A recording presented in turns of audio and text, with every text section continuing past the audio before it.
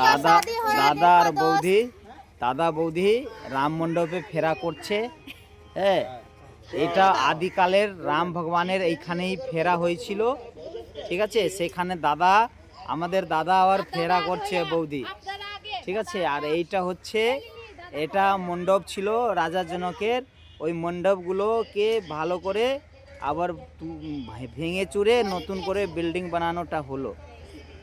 এই বিল্ডিংগুলো নতুন করে তৈরি হচ্ছে, সেটা আছে। আগে পূর্ণ ছিল এখানে। এটা আমার বউ, ঠিক আছে, এটা আমার ছেলে। আর দাদার এটা লাস্ট পাক হচ্ছে, এটা লাস্ট পাক, 4 পাক হলো, ঠিক আছে। এখানে টিকা করবে দাদা, আর ভগবান এখানে সিন্দুর দান করে আর এই কুণ্ডে হাতটা ধুয়েছিল।